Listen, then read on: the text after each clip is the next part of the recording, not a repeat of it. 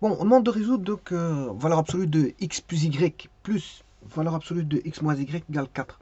Bon, une comparaison que je peux faire, c'est par rapport à x plus valeur absolue de x plus valeur absolue de y. On va regarder ce que ça donne tout de suite, ceci. Alors, j'ai mis un curseur. Voilà. Alors, bon, si je mettais 4, ça c'est 4. Bon, 4, ça donne ça. On a un point en 4, 4 0, 0, 4, etc. Maintenant, si je devais modifier, vous aurez compris que on modifie la forme. Enfin, le losange reste un losange, mais ses dimensions varient. Voilà, ça c'est valeur absolue de x plus valeur absolue de y. Ce que ça donne un losange. Ouais, attention qu'il n'y a pas de centre, hein. Donc on ne peut pas parler de boule. Ici, on ne peut pas parler ni de boule ouverte ni de boule fermée parce qu'il n'y a, déjà pas de centre. Donc c'est pas une boule. Alors voyons voir ce que ça va donner, ceci. Alors comment faire l'étude de valeur absolue de x plus y plus valeur absolue de x moins y. Voici. Bon, je prends, si x plus y plus grand ou égal à 0, ben, x plus y sera voilà, on prendra x plus y. Ben, maintenant, pour l'autre, x moins y, si x moins y est plus grand ou égal à 0, ben, on prendra x moins y. Je fais la somme, et on voit bien que la somme vaudra toujours 2, quel que soit y.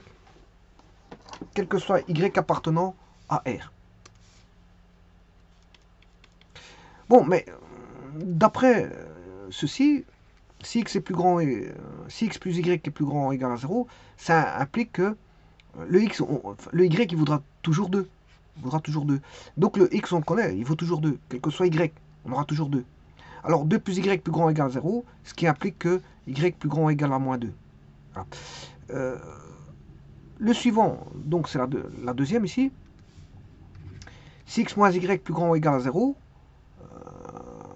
sachant que x vaut 2, 2 moins y plus grand ou égal à 0, moins y plus grand ou égal à moins 2, y plus petit égal à 2. Donc, qu'est-ce qu'on peut dire? Mais le y est compris entre moins 2 et 2. Y est compris entre moins 2 et 2. Donc, ce qui veut dire que le x vaudra toujours 2, de moins 2 à 2. De moins 2 à 2. Voilà. Ça, c'est une partie de la solution. Maintenant, on va regarder si x est plus grand ou égal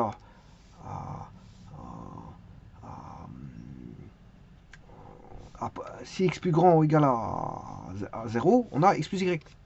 Si x moins y négatif, on prend l'opposé, moins x plus y. Je fais la somme, ça fait 2y égale 4y égale 2, quel que soit x appartenant à R. Bon. Donc ça vaudra toujours 2. Bon, maintenant, si je prends cette inégalité, si x plus y positif, ce qui veut dire que x est plus grand ou égal à moins y. Donc, moins y est plus petit ou égal à x, ce qui veut dire que voilà,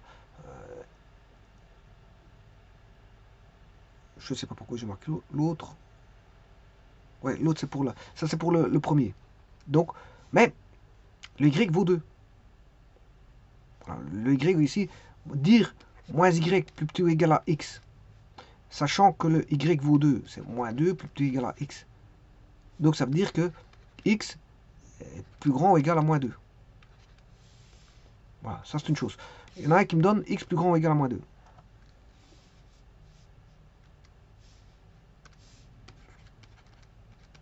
Voilà. Alors maintenant, je vais prendre celui-ci. X plus petit que y. X moins y négatif, ce qui veut dire que x plus petit que y. Si x est plus petit que y, ben, le y vaut 2, quel que soit x. Donc, x est plus petit que 2. Donc, x est compris entre 2 et moins 2. X est compris entre moins 2 et 2. Bon, donc, on va faire ça. Ça, c'est le deuxième bout de solution, sachant que la première solution qui a été trouvée à l'instant donnait, vous voyez, donnait ceci. Hein. Donc, ce point-là, il était pris. Ce point-là, il est pris. Maintenant, je vais représenter celui-ci. Ici. Donc, en orange, c'était la première solution. Il donnait un segment. Un segment. Donc, il va de là à là. Maintenant, cette solution-ci me donne pour, attention que c'est y égale 2, y égale 2, ça c'est x égale 2, hein. Y égale 2, c'est ici. Pour, bon, ce point-là non compris, mais il fait partie de l'autre solution, donc c'est pas un problème. Donc ça va aller de là jusque y égale moins 2. X égale moins 2. Donc là, on va de moins 2 à 2. Moins 2 à 2. Voilà. Bon, je vais faire le suivant, le 3. Si x est négatif, bah, on prend l'opposé, moins x moins y. Celui-ci, si x moins y est négatif, on prend l'opposé, c'est moins x plus y. Je fais la somme, ce qui fait moins 2x, puisque ces deux-ci vont se simplifier, égale 4. Donc moins 2x égale 4, x égale moins 2, quel que soit y appartenant à R. Bon, mais ceci est vrai si x est plus y négatif. Voilà. Donc, x plus y négatif, ce qui signifie que x plus petit que y.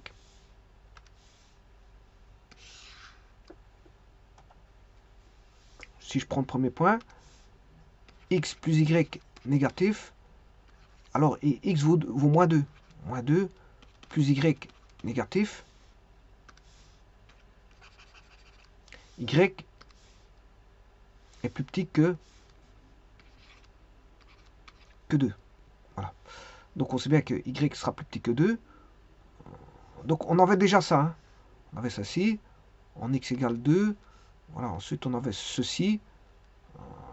Maintenant, on vous dit que x vaudra moins 2. X vaudra moins 2. Pour y valant de 2 jusque... Alors, je vais faire la deuxième inégalité. La deuxième inégalité, c'est celle-ci. X moins y négatif. X plus petit que y. Et x, c'est moins 2. Moins 2 plus petit que y. Donc, y plus grand que moins 2. Voilà. Donc, y valant moins 2, il est là. Y valant 2, il est là. Ben, là, ça sera x égale moins 2. Moins 2. Donc, qu'est-ce qu'on a comme solution? Pour l'instant, on a ceci, ceci et ceci. Et vous aurez compris que la dernière partie va donner... donc ici, je rappelle que c'est... voilà, si je continue, ici c'est y égale 2. Là, c'est x égale 2. On va faire la dernière partie. Le 4 ici. Si x plus y négatif, ben, on prend l'opposé, moins x plus y. Si x moins y plus grand ou égal à 0, ben, ça fait x. Ouais, attention qu'ici, bon, j'ai pris l'opposé d'ici, ça fait moins x moins y. Et si x moins y plus grand ou égal à 0, on garde x moins y. On fait la somme, ben, les x vont tomber, il va rester plus que moins 2y égale 4. Donc y égale moins 2, quel que soit x appartenant à R. Dans quelles conditions? Ben, si x plus y négatif, ça veut dire que x est plus petit que moins y, sachant que la solution c'est moins 2, mais l'opposé de moins 2 c'est 2, donc x plus petit que 2. Donc x plus petit que 2. Pour l'autre, le suivant, c'est celui-ci, x moins y plus grand ou égal à 0, x moins y, ça veut dire que x plus grand ou égal à y. Ben, y vaut moins 2, donc x est plus grand ou égal à moins 2. Donc, si x est plus grand ou égal à moins 2 est plus petit ou égal à x. Et donc, je peux l'incorporer ici. Et donc, x est compris entre moins 2 et 2. Et si x est compris entre moins 2 et 2, on a y égale moins 2. Donc, en d'autres termes, on a la dernière solution. Voilà. La première donnait 2 pour x, donnait toujours 2 pour y compris entre moins 2 et y2. La deuxième solution donnait, attention qu'ici c'est moins 2. La deuxième solution donnait x égale y égale 2, pour x compris entre moins 2 et 2. Voilà. La troisième solution, on donnait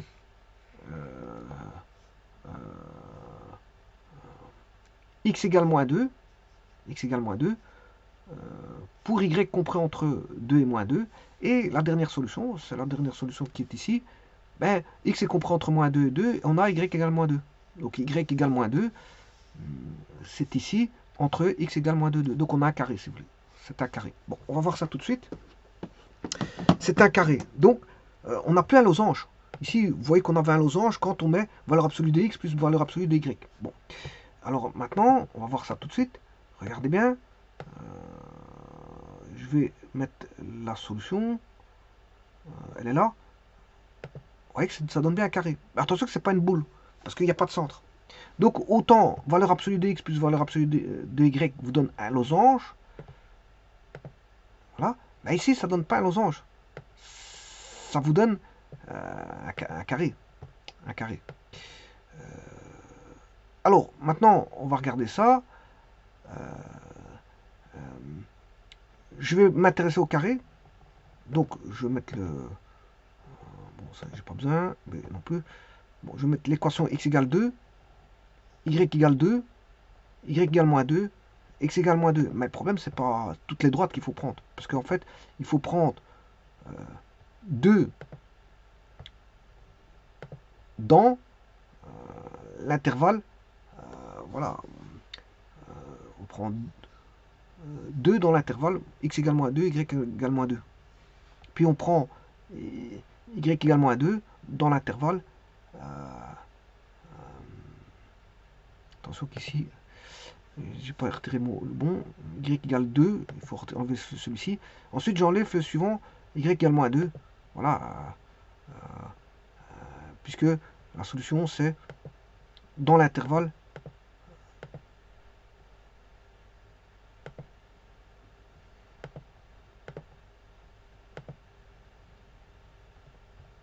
Voilà, c'est ça qu'il faut dessiner.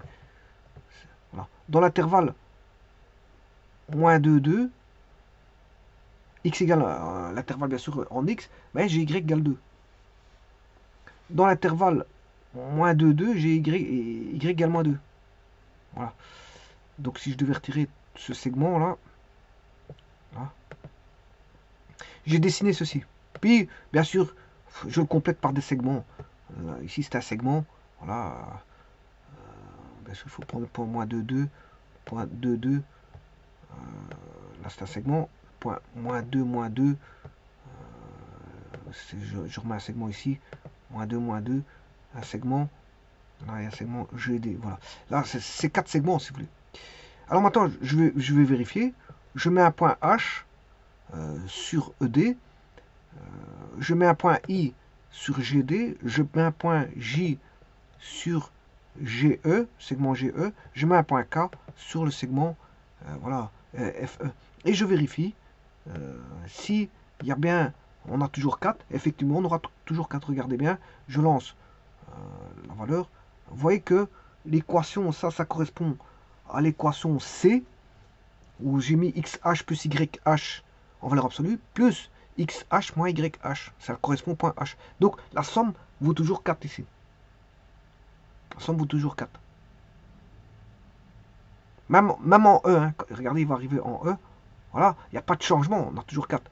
Et quand on repart en D, on a 4. Donc, le point moins 2, 2 est solution. Et le point, enfin, le point x égale 2, y égale moins 2 et x égale 2, y égale 2 sont solutions. Donc, c'est-à-dire DE sont solutions. Maintenant, si on le fait avec le point, voilà, le point I, GD, c'est pareil. C'est pareil. On aura toujours 4. On aura toujours 4.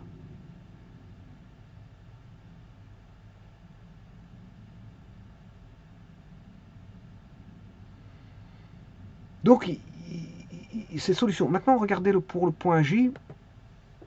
Le point J, c'est sur GF. Eh bien, on a toujours 4. Alors, bien sûr, J, c'est l'équation E. c'est xj plus yj plus xj moins yj, ça fait toujours 4. Ça fait toujours 4. Maintenant, en faisant le point K, il voudra aussi toujours 4. Pourquoi? Parce qu'on est... tant que vous êtes sur le carré, ça fait toujours 4. Tant que les points se baladent sur le carré, ça fait 4.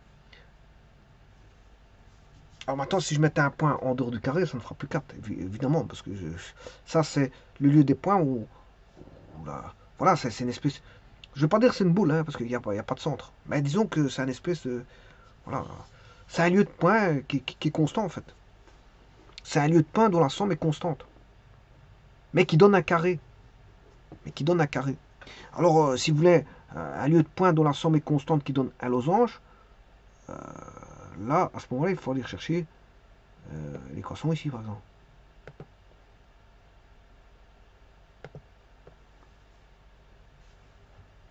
Bon, on va pas le faire varier. Voilà. Par exemple. Et là, si je prends par exemple x, je mets un point sur le losange, point sur objet. Voilà, par exemple ici, je mets un point ici. C'est L. Et donc, je vais dire que la valeur absolue de x L plus valeur absolue de y L, ça fait 4. Et maintenant, je vais faire varier le point L, ça fera toujours 4. Parce que c'est le lieu des points qui donne 4. La somme des x et des y qui donne toujours 4. Donc, le point L, je vais le faire varier. Et vous voyez que le n donne toujours 4.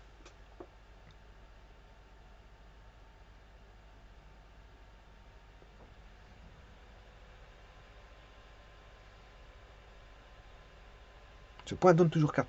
Donc vous voyez que ce sont des lieux de points qui sont des lieux de points constants, si vous voulez. Je vous remercie.